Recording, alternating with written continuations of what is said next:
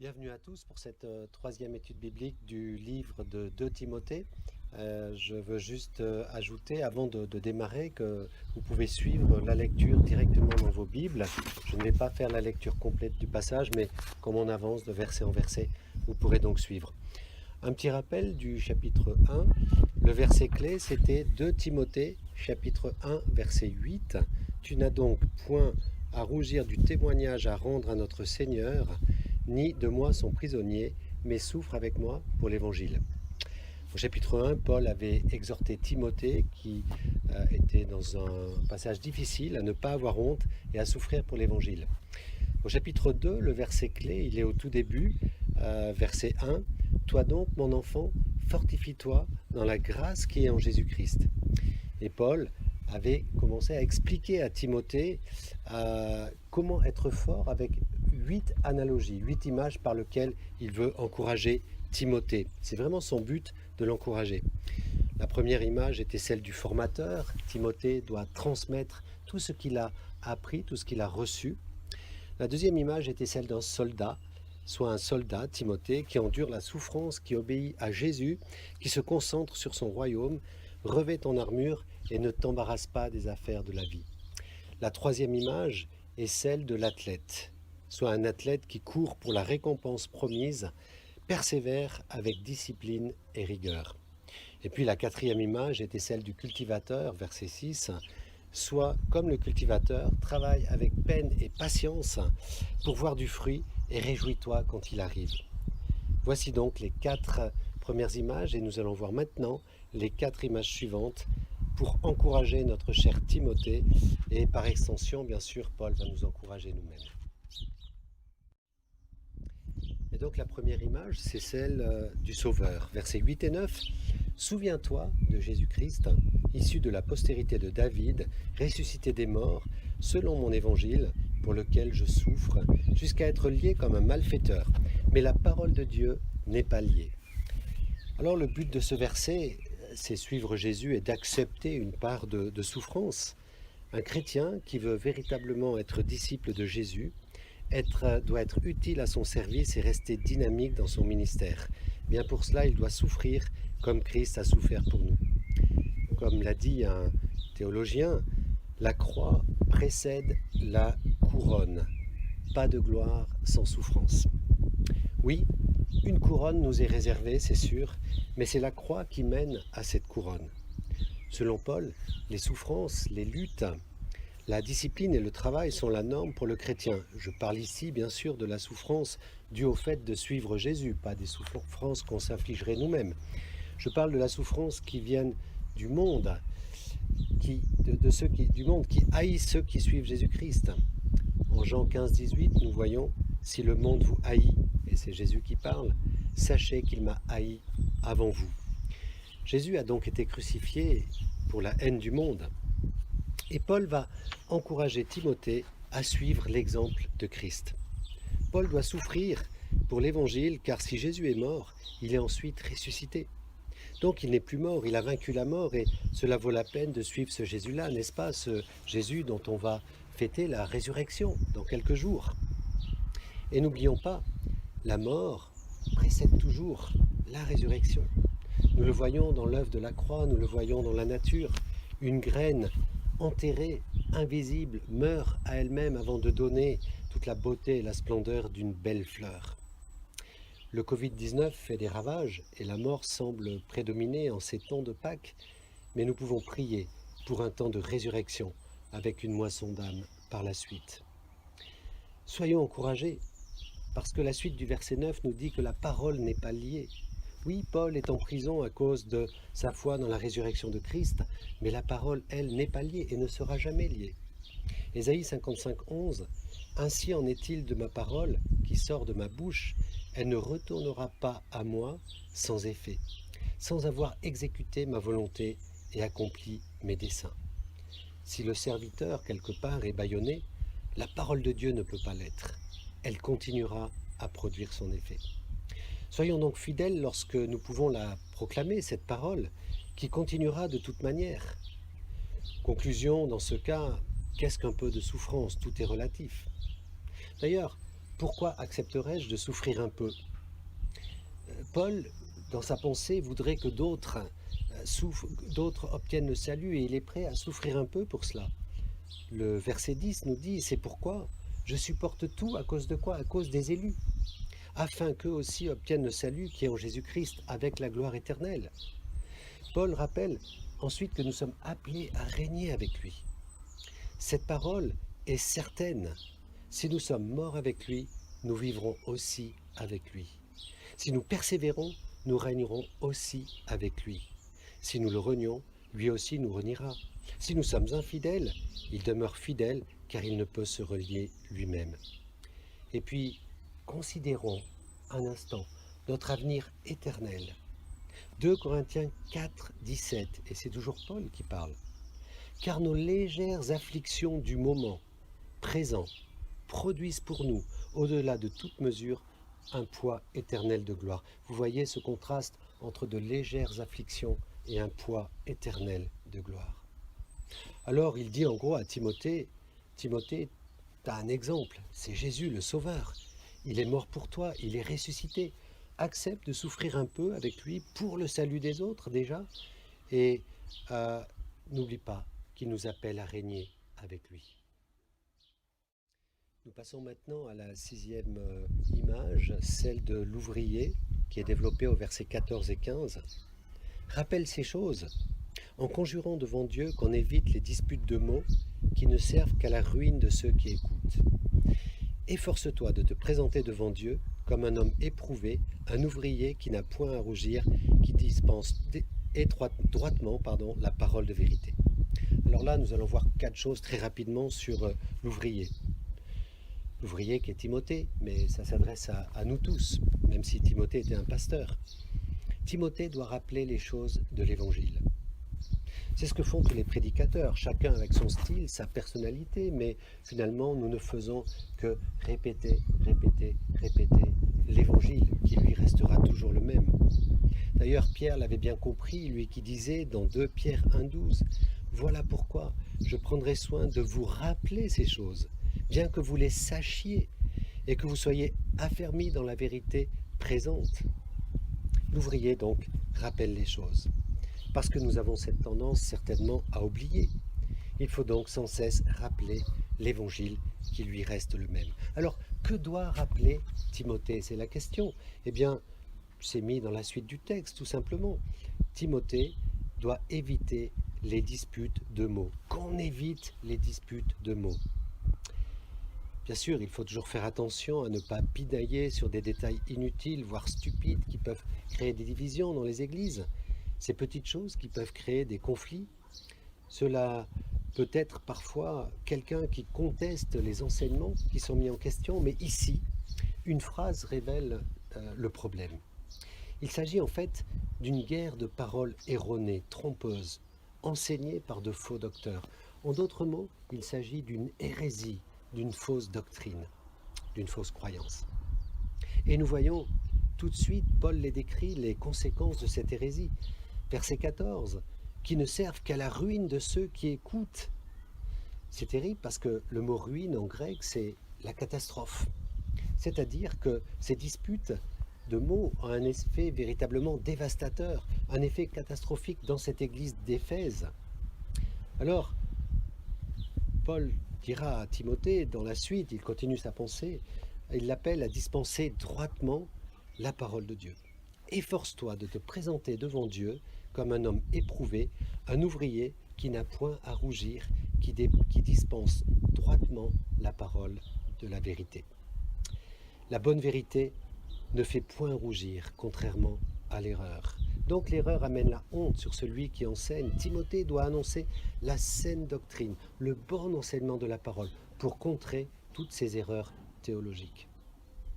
D'ailleurs, ces erreurs, nous dit la suite du texte, promouvez l'impiété. Évite ces discours vains et profanes, car ceux qui les tiennent avanceront toujours plus dans l'impiété et leur parole rongera comme la gangrène. Il s'agit véritablement d'une erreur théologique. Ces discours étaient vains et profanes, donc n'avaient rien de biblique, rien de théologique. L'hérésie a pour conséquence la plupart du temps l'impiété. et amène à l'immoralité. 2 Pierre 2, versets 1 et 2. Il y a eu parmi le peuple de faux prophètes, et il y aura de même parmi vous de faux docteurs, qui introduiront des sectes pernicieuses, et qui, reniant le maître qui les a rachetés, attireront sur eux une ruine soudaine. Plusieurs les suivront dans leur dissolution, et la voie de la vérité sera calomniée à cause d'eux. Voyez, l'immoralité est souvent liée à l'erreur théologique, venant de faux prophètes ou de faux docteurs. Alors que faut-il faire? Il faut discerner l'enseignement que l'on écoute pour voir s'il y a des failles. Et je dirais même que tous les enseignements doivent être discernés, y compris les miens de tous les pasteurs, pour voir s'il n'y a pas d'erreur. Il faut regarder la vie morale de l'enseignement, si son style de vie cadre avec ce qu'il dit. Si quelque chose n'est pas clair moralement dans la vie de la personne, c'est probablement la source de son erreur théologique. En tout cas, autre conséquence, ces disputes se propagent dans l'Église et leur parole rongera comme la gangrène.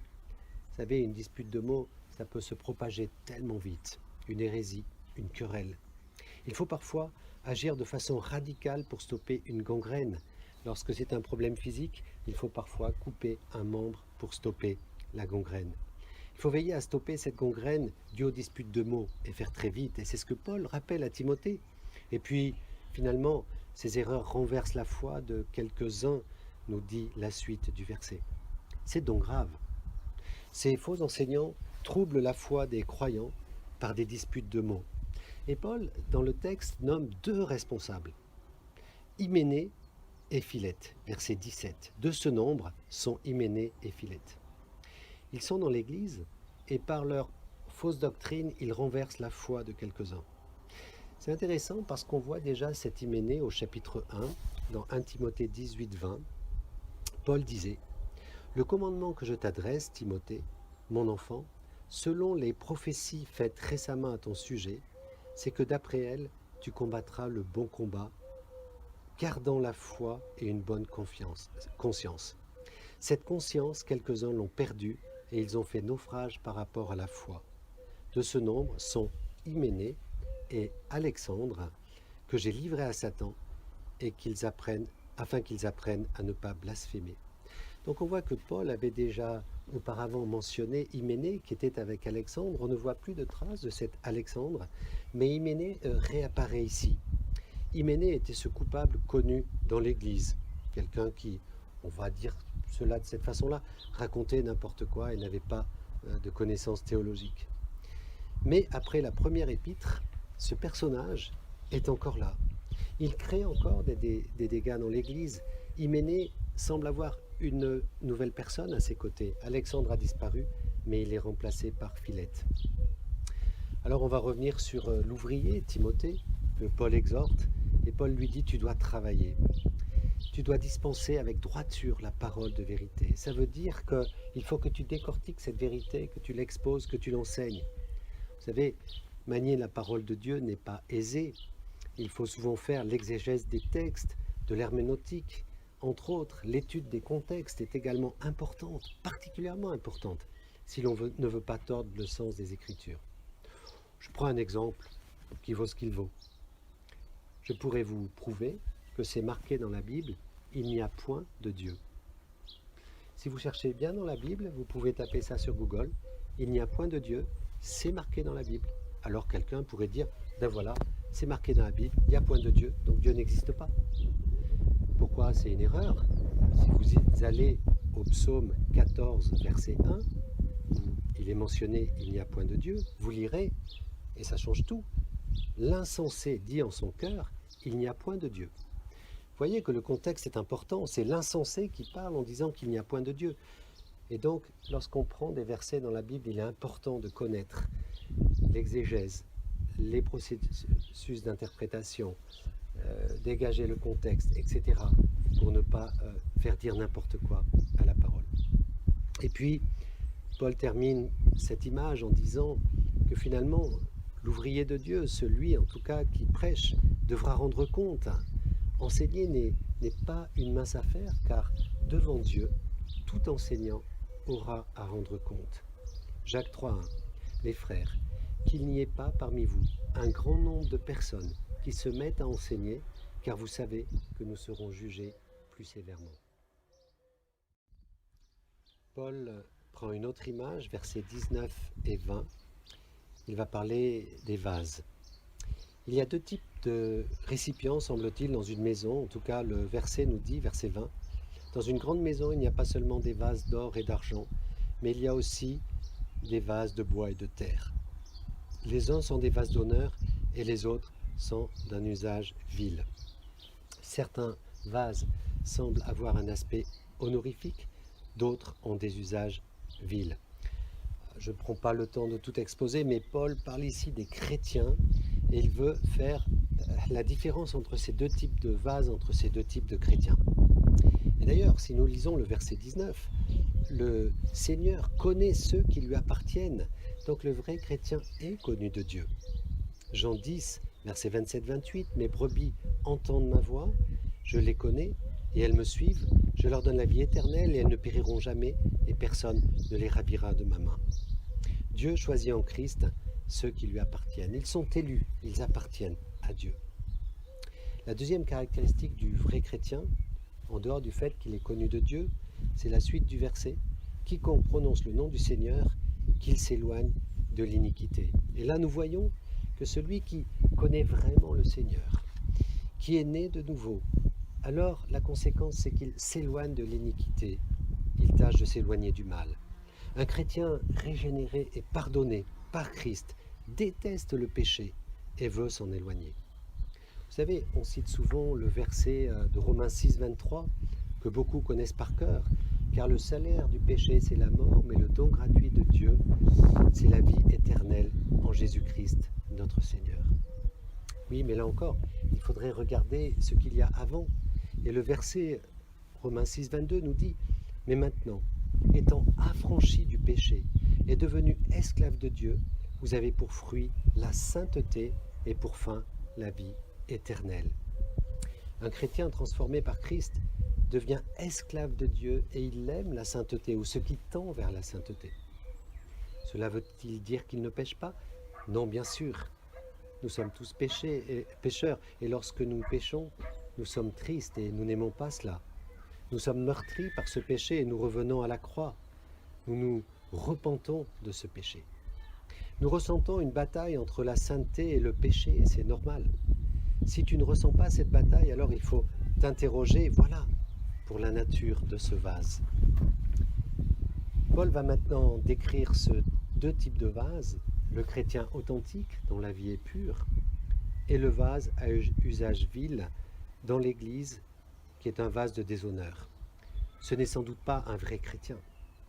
Dans une grande maison, il n'y a pas seulement des vases d'or et d'argent, mais il y a aussi des vases de bois et de terre. Les uns sont des vases d'honneur et les autres d'un usage vil.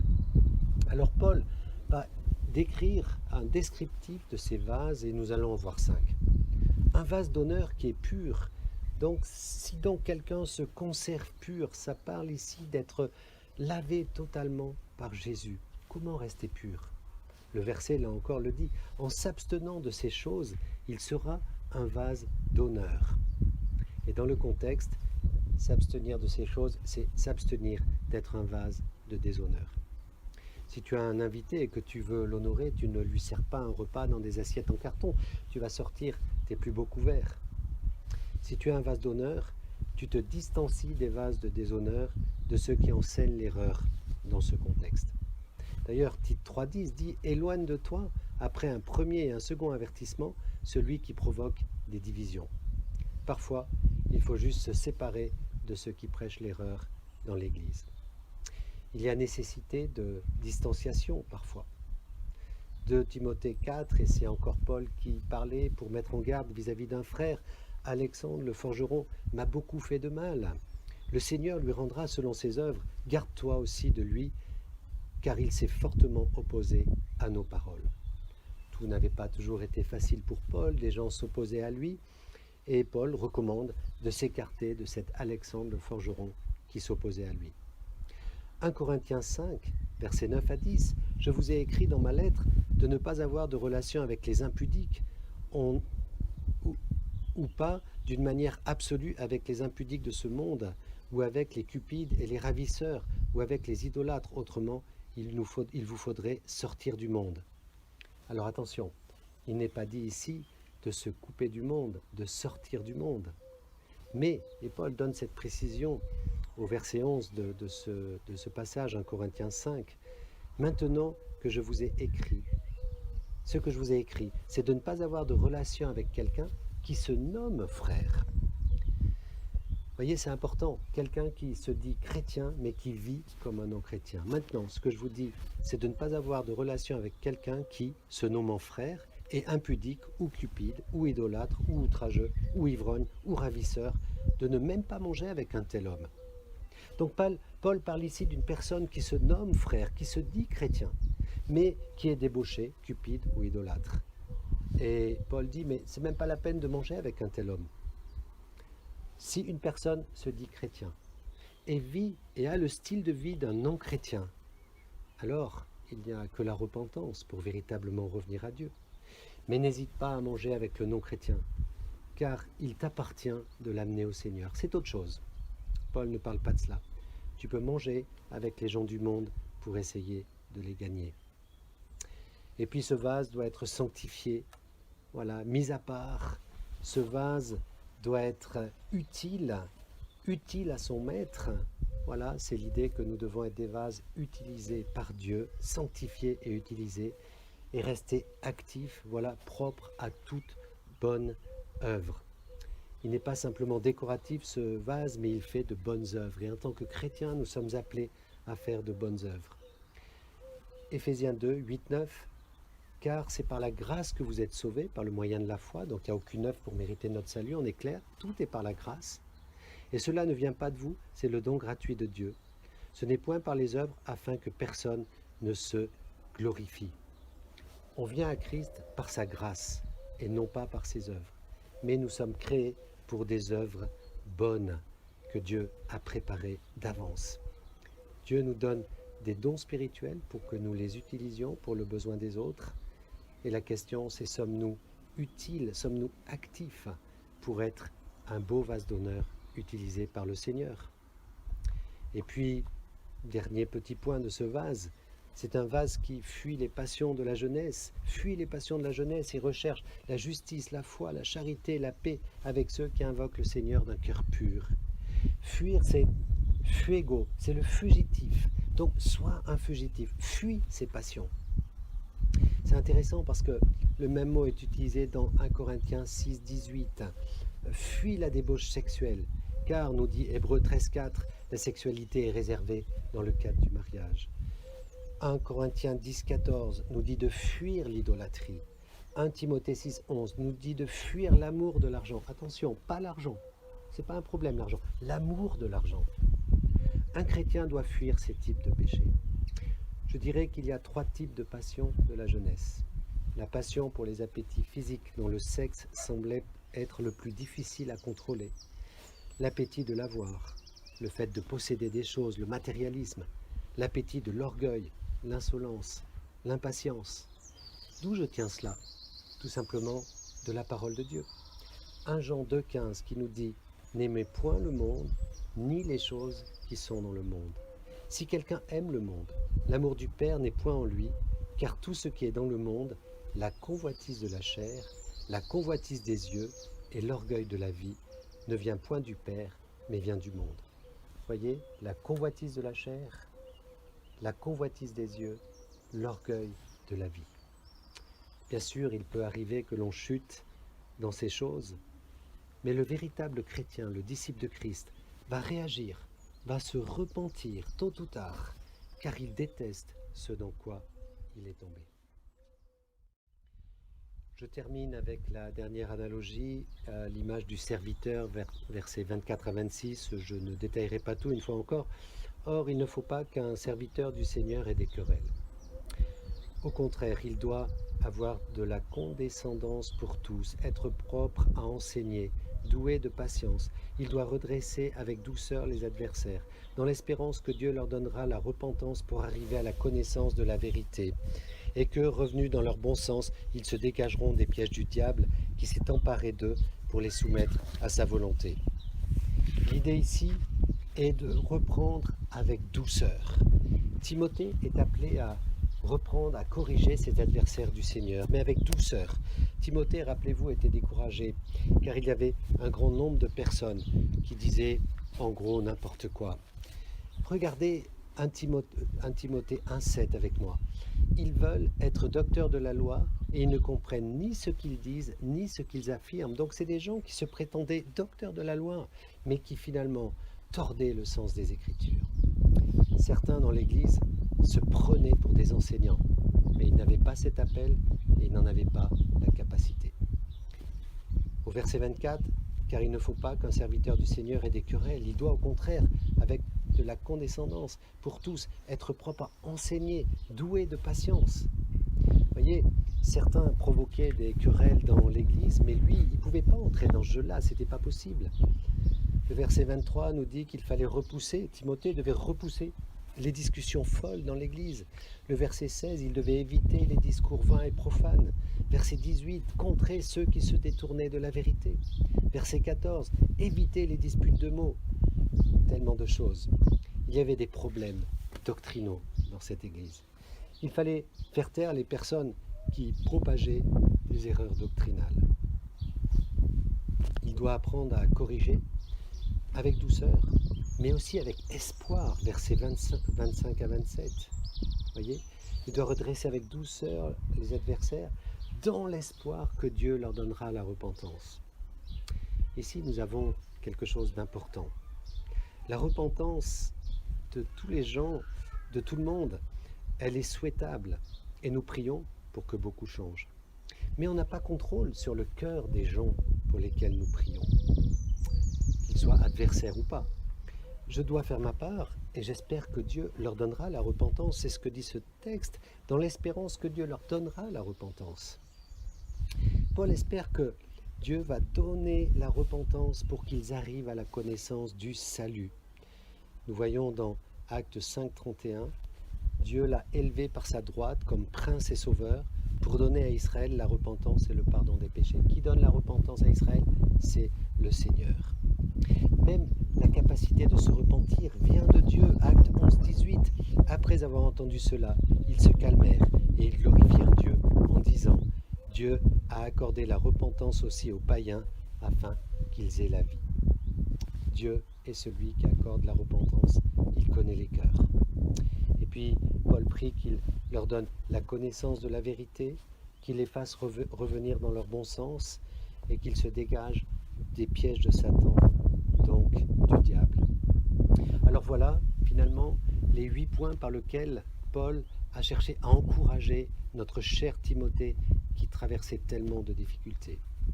Il lui avait dit: Timothée, sois un formateur, transmets les vérités que tu as reçues en travaillant. Sois un soldat qui endure la souffrance pour le salut des autres.